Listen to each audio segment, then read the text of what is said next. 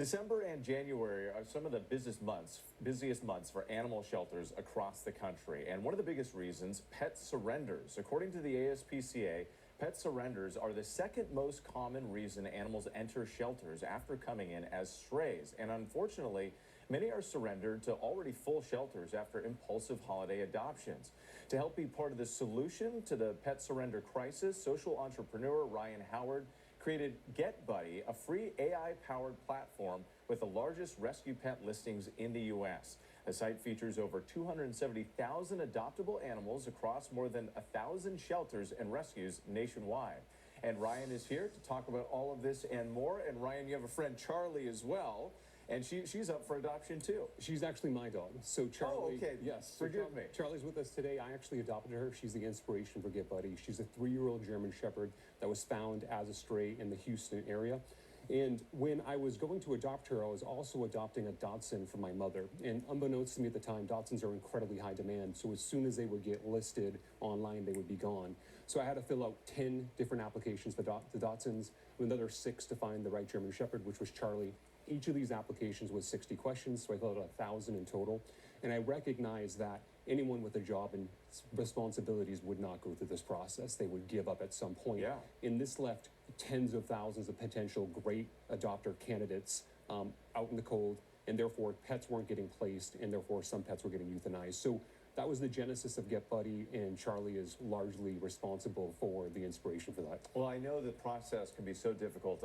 We foster dogs, so we've fostered 29 dogs, and some of the people that we talk to, they explain how they go online, they fill out these applications and how tricky it is. But you're also here to talk about what people should consider before adopting a pet, because there are some key things that they need to know. Absolutely. There are 500,000 dogs that are adopted each year that are returned, and this is because it's a mismatch for the lifestyle. People see a fluffy, cute dog like Charlie, they go adopt it, and it doesn't work out because she's a high-demand dog. She needs to be trained. She needs to go out a lot. So what we built, as you mentioned, we have a platform with nearly every available cat and dog in the country. It's a Tinder-like experience. You swipe right on the dog you want. You fill out the application one time, which is really, really critical. But we have an AI matching tool that if you go through it, it'll ask you some questions as, do you have an apartment? Do you have a backyard? Are you really active? Do you travel a lot? And if you have no backyard, you travel a lot, and you're not super active, it's going to recommend a more docile dog like a Cavalier King Charles or a poodle. And that's going to ensure that you're more successful when you take on this new family member. And talk to us more about why these pet returns happen so often, how they can be prevented. I know it's a big issue during the holidays, too, as people are getting pets for loved ones. Maybe they're not considering the right match. Yeah, that's a great point. So Christmas and Valentine's Day are two really uncanny events during the course of the year where someone is buying a dog, unfortunately, generally from a breeder or puppy mill, and they're bestowing the pet upon another person who's going to be the pet parent. And this is kind of an obvious problem. Said, if I give you Charlie today, you may not want a dog. This might not be the breed you had in mind. You might not have the energy or the budget. So for all of these reasons, there's a surge in returns after Christmas and Valentine's Day.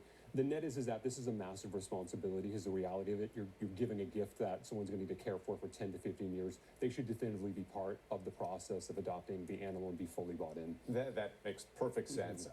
But you talked about the process that you went through. What did you learn for the process in adopting Charlie, and then how this applies to the business that you created as well? So when I adopted Charlie, we have the administrative issue I mentioned, and then the matching issue, finding the right animal. And so the tool set we built, again, we have this matching algorithm, but we also have the AI is totally free, and it allows you to go through and understand the biggest issues and challenges you're going to have as a pet owner to make sure you're prepared. So first and foremost, bringing on a new pet is a family member. 97% of people with a pet view them as a family member.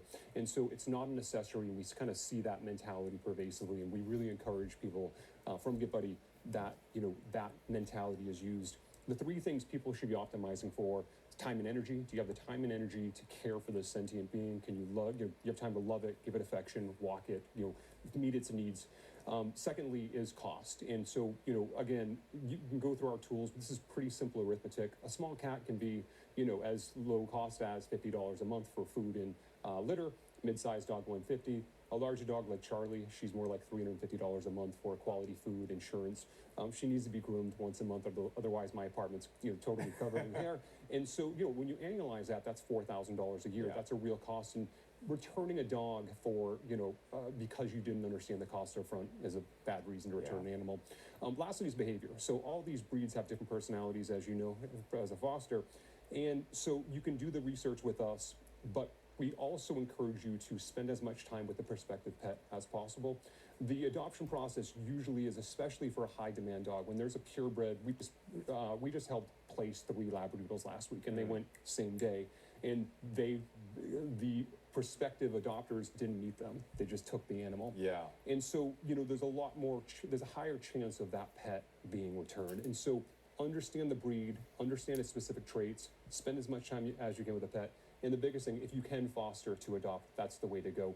Ultimately, this is a family member, and you're going to coexist with it for a very long time. So it's critical that you take these steps. Absolutely, and do your homework. Ryan, thank you so much for coming in. We appreciate it. And Charlie, thank you. She's fantastic. Hi, Charlie. Yeah, good girl. Thanks again. All right, coming up here on ABC News Live, 2 sneak peeks dropping and creating buzz.